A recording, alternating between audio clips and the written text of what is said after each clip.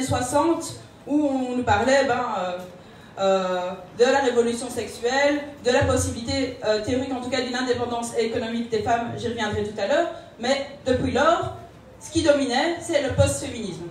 Il n'y a plus besoin de lutter pour les droits des femmes, on a l'égalité sur le papier, on est tous et toutes contents. Bon, ben pas tout à fait en fait. Donc, ce post-féminisme, cette égalité juridique, eh ben, c'est clair qu'on n'y croit plus, on n'y croit plus du tout. Et au Québec, c'est vrai qu'il y a quelques éléments d'exception, j'ai l'impression. Il y a eu des mouvements pour thématiques plus tard que dans d'autres pays, avec la question nationale en particulier, j'ai l'impression dans les années 90. Et ça explique, je pense, des évolutions, par exemple, dans le langage qui sont un petit peu différentes par rapport à la Belgique francophone. Ça peut expliquer aussi des infrastructures qui sont différentes. Mais globalement, maintenant, on s'en ramasse toute une, on se fait tous attaquer par les politiques néolibérales extrêmement dures de ces dernières années. Et on a vraiment besoin de construire une alternative à ce système. Et donc, ben, voilà. Ben, ce n'est pas un... Allez, on éduque les enfants, on éduque les petites filles en leur disant tu peux réaliser tes rêves, tu peux devenir ce que tu veux, et puis on grandit, on se prend la réalité dans la face, et le mur il est difficile à avaler. On trime toutes, on trime tous, on combine différents boulots pour essayer de payer nos factures, et bien vite on se rend compte que comme femme, ben, c'est encore plus difficile. On se rend compte déjà, les premiers jobs qu'on fait, les premiers jobs c'est souvent des babysitting. Et les babysitting, c'est en général assez mal payé, et c'est majoritairement les filles qui font ce job-là. Les mecs, ils vont peut-être plutôt, les jeunes adolescents, à faire des travaux de jardinage, par exemple, déblayer la neige, peut-être au Québec, en Belgique pas du tout.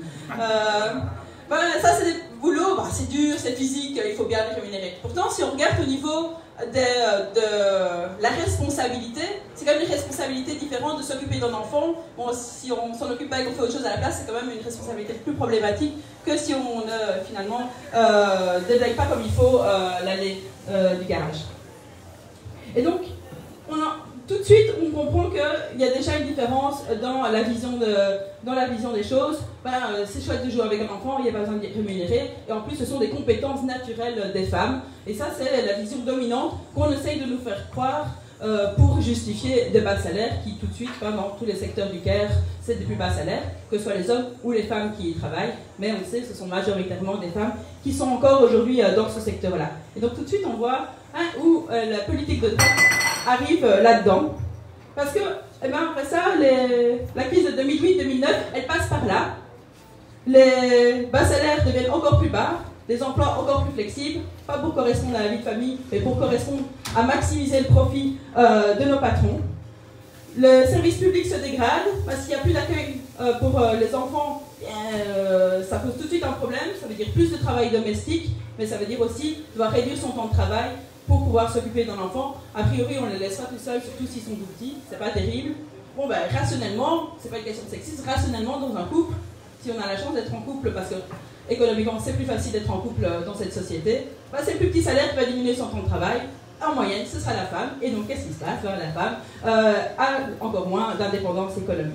Et puis, bon, c'est aussi l'utilisation, évidemment, des femmes comme des objets partout dans la société, mais ça, c'est pas du tout nouveau, c'est depuis cette révolution sexuelle où, depuis, on a récupéré ça par le système capitaliste et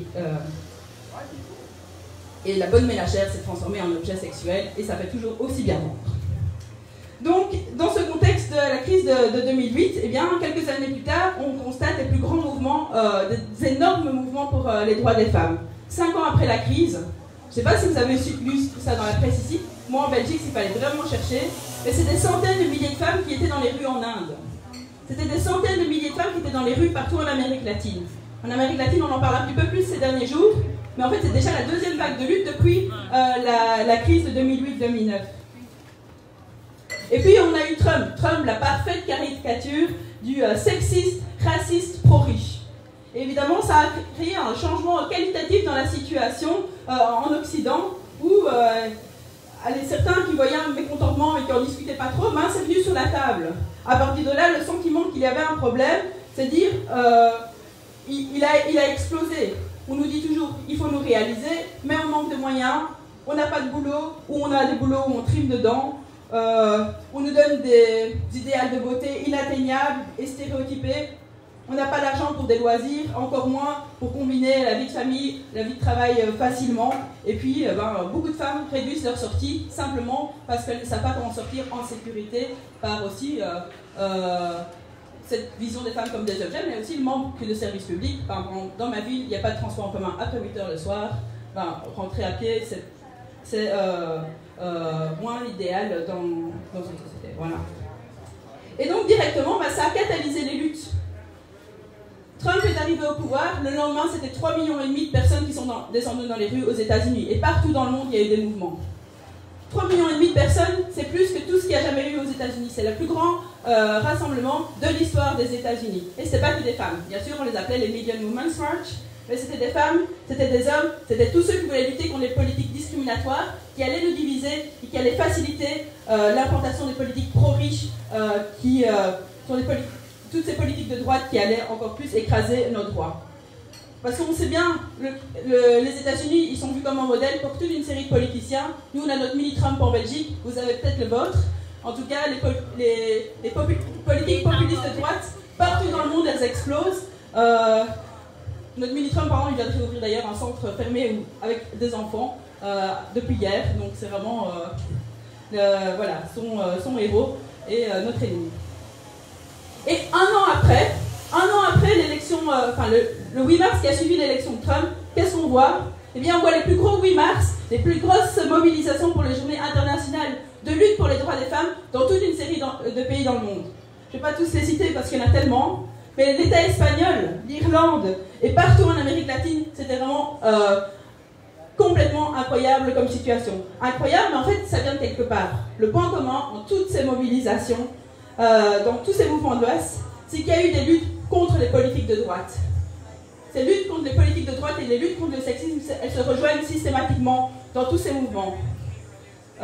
Si on prend par exemple l'exemple de l'État espagnol, je ne sais pas si vous savez, mais c'est 6 millions de personnes qui sont descendues dans les rues le 8 mars. 6 millions de personnes, c'est du jamais vu. C'est 80% des étudiants et des étudiantes qui ont fait grève. 90% des écoliers, à l'appel de notre organisation là-bas, le syndicat étudiant et sa compagne Rosa qui s'appelle Libre et Combative. Donc ça c'est quelque chose de complètement incroyable. Je discutais avec une de nos membres de la section dans l'État espagnol et précisément de Catalogne et elle expliquait les rassemblements qu'ils ont organisés.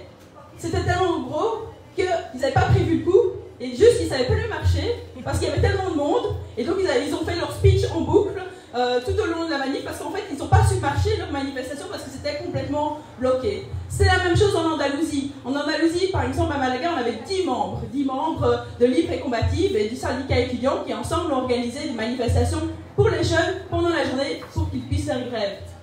Pareil, ils n'ont pas bougé parce qu'il y avait trop de monde, il y avait des dizaines de milliers de personnes qui sont venues là, mais ça ne vient pas de nulle part. Ça vient d'un niveau de chômage incroyable. En Andalousie, c'est 40% des jeunes qui sont au chômage.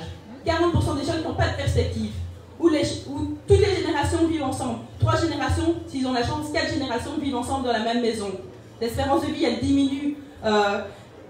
Les Espagnols émigrent à l'étranger pour essayer de trouver de l'emploi ailleurs, mais c'est extrêmement difficile également. Et puis évidemment, l'État espagnol, et la Catalogne en particulier évidemment, a été marqué par un mouvement indépendantiste complètement incroyable. C'était des manifs régulières avec plusieurs centaines de milliers de personnes.